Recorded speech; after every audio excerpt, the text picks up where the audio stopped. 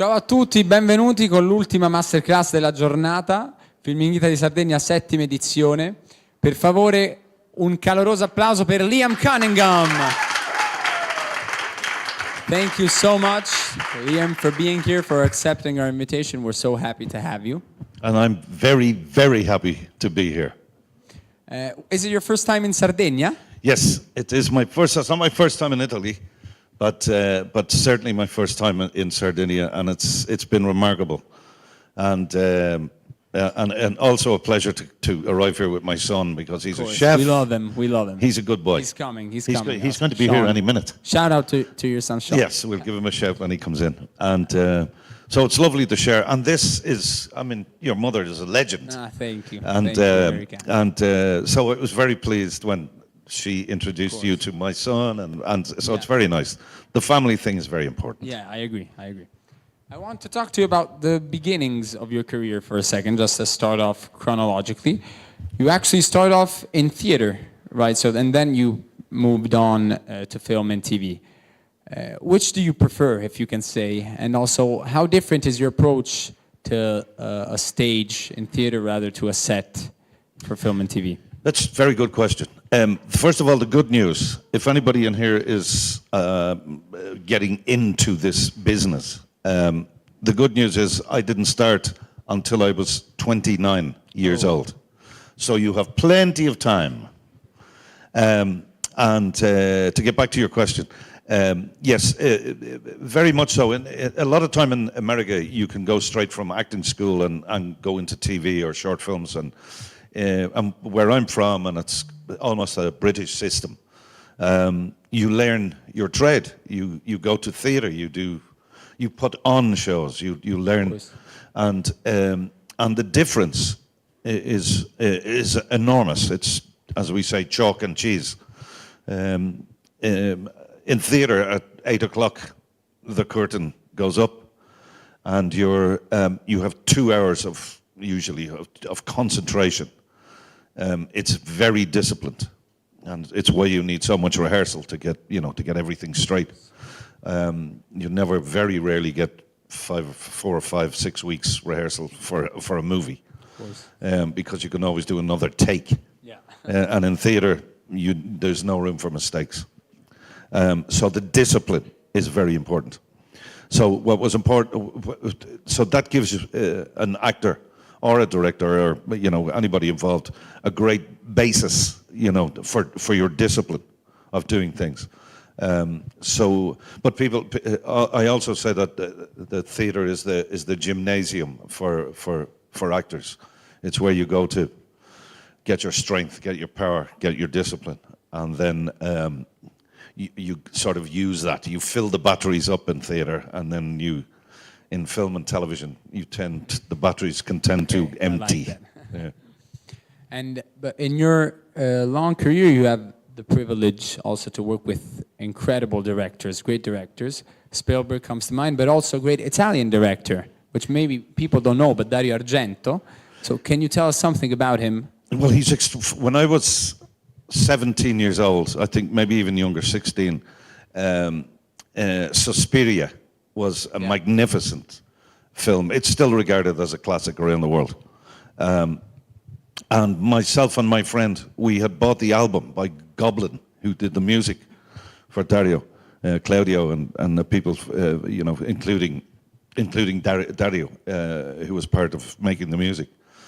And we had got that LP, that album, and the music we loved so much that we actually wrote a story to the music and tried to write the story to edit along to the music. And then I find myself, 30 years later, 25 years later, my first time in Italy was making a movie with Dario Argento on the streets of Rome. And I can't tell you how privileged I felt. Fendi dressed me. And I was working with the wonderful Stefano Rocca and with Dario Argento, the maestro of horror. Yeah. And I don't think there was one day that I didn't smile when I was making that movie, even though it was a serial killer movie. But it was a joy, and then my introduction to Rome was making, and Italy was making a movie. Such a cool story, though. Oh, it's great. Yeah. I still love it. And I obviously want to talk to you about your character in Game of Thrones, Sir Davos of Seawater. I love him. Seaworth, yeah. Seaworth, sorry. Yeah, no, that's okay. My English. But we all love him, I think. Yeah, he's a cool character. When you play a character for so long, when you have to say goodbye, it's like saying goodbye to a friend, a part of you. Can you tell me how it is? Yeah, it's very much so. And because of one of the beautiful things about a character like that is the long form storytelling. So you're not doing a 1.5 hour movie that you're shooting over 3 months, maybe even 6 months. When you're doing it for a decade, for 10 years, you grow with the character, and you also, it's like life with a movie. You see a script and you know what happens on the last page to your character. When you're doing something like Game of Thrones, you don't know if you're going to live. Exactly. Yeah. And it's very scary. The producers used to take some of the characters to dinner, some of the actors, and if the producers asked you to go to dinner, It meant you're in trouble. Yeah. Because they were going to say goodbye to you. So, but they. What's interesting about that character is in Game of Thrones there's so many dark characters and morally questionable people who have a lust for power, and he was somebody described him as the moral compass. He was a good man. I totally agree. Yeah, and so it was a very good device. I always felt like he represented the audience, that he was standing up for what was right and what was good and what should be done, and the fact that you shouldn't exploit people or kill them because you have a hunger for power. So and you needed somebody like that in the show, and there was one or two characters. Samuel Tarly was another one of those characters, but there were very few. Maybe just the two of you. Yeah, there was very few guys that killing wasn't their job, and so it was very important. And he did sort of become a friend. I loved playing him, and I know the producers loved writing for him as well. They needed him, but they liked me. They liked Who doesn't? I can. There's a few. And can I ask you if you're happy with the way things ended for your character in Game of Thrones? Well, he got a promotion. Yeah. He became a lord. True. I mean, everybody calls him Sir Davos Seaworth, but in the Onion Knight. But the Onion Knight, and a smuggler. But in the end, he became a lord, and he ended up on the small council. He was, he got a promotion. Wasn't bad. Yeah. Compared to other characters. yes. Some people came to a very bad end. Yeah.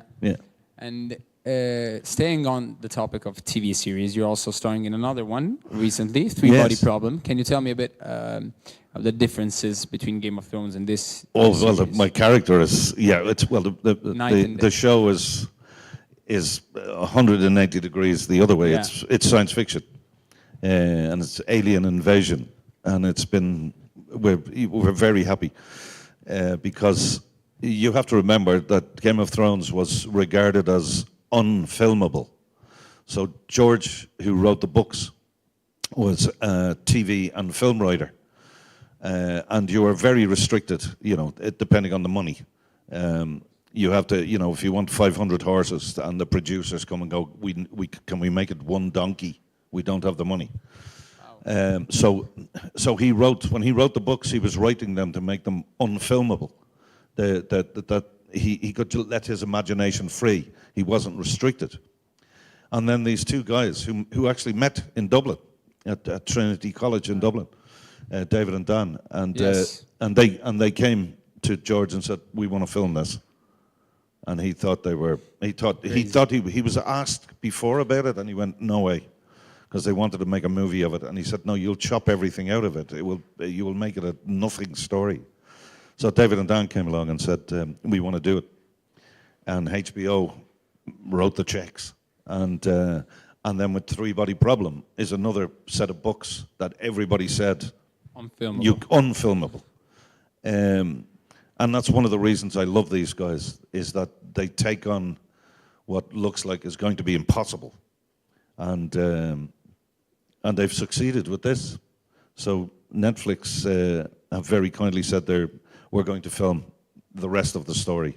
But Netflix will normally say, okay, we liked season 1, let's do one more season and see how we go. But they've actually turned around and said, let's do the whole thing.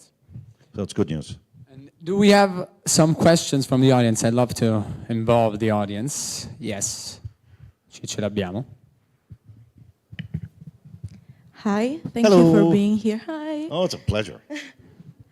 I would like to ask you, what was your biggest challenge as an actor and how did you overcome it eventually? Thank you. It's the same obstacle as anybody's challenge as anybody else, getting work and letting people see what you can do and practicing and you know, ending up in a play where you've got weeks and weeks of trying to make your performance better and just being allowed to do it. That's one of the things that I always wanted, was to be allowed exercise my passion because I love doing it, and it's one of the reasons that I don't have 20 Ferraris in my garage is because I put story above position in the business. And I love telling good stories. And I think if people recognize that, and if I had one ambition, is that if somebody sees my name on a list, that they might go, we're going to watch that. He's normally good. I don't want to be, I don't need all of the other stuff, but I want to try and be honourable because I've been very lucky. People have allowed me to do what I love doing.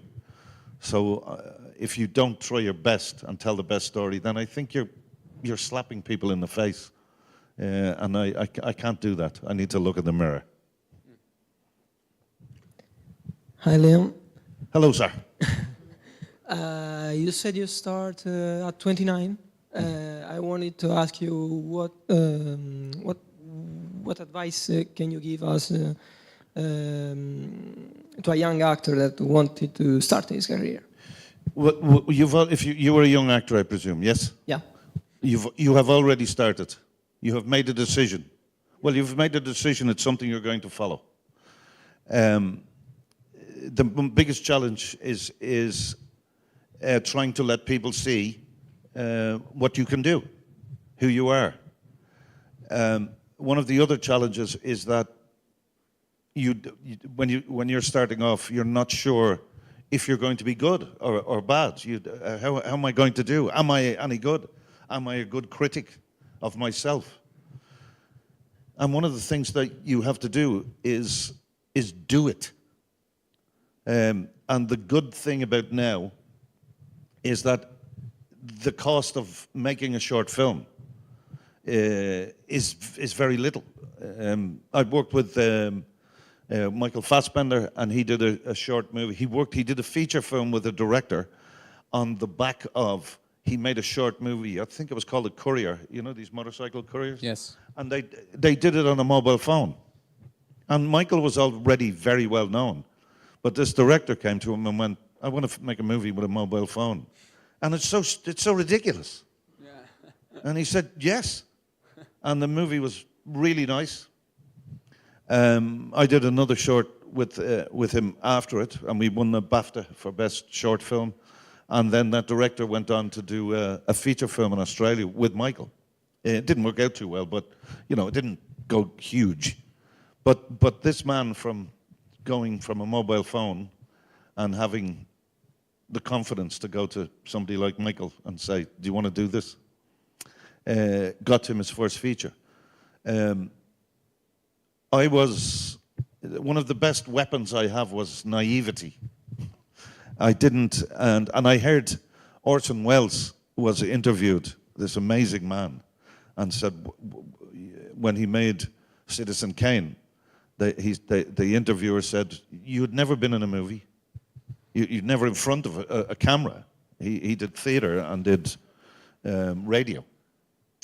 And you came in and directed a movie, and acted in a movie, was the star of the movie, and it's still regarded as one of the greatest movies ever made. And they said to him, what do you think your strength was? And he said, ignorance. I didn't know what you couldn't do. And in a strange way, when we all start off, we're all ignorant, and you look at your big stars and go, those people are not like me. I'm not like them. They're movie stars. They're famous actors.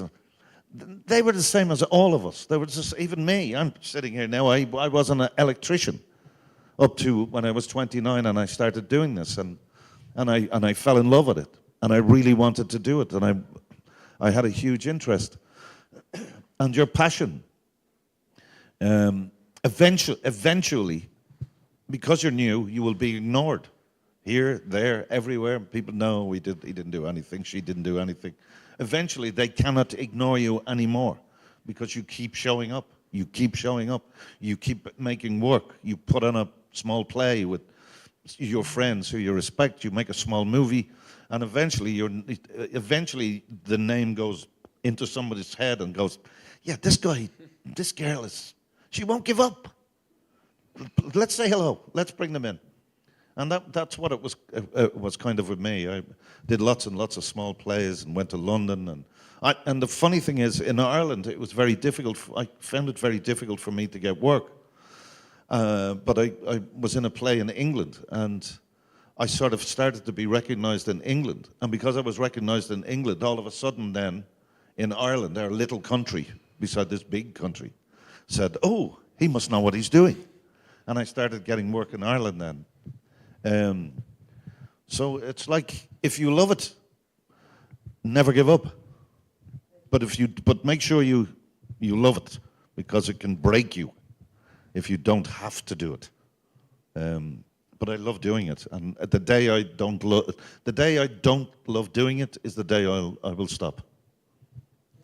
You will. Guys, please help me in thanking Liam for his generosity, his wisdom, his kindness. Italy loves you. And thank you very much. Thank you. Pleasure. Liam Cunningham. Thank you, Vittorio. Thank you.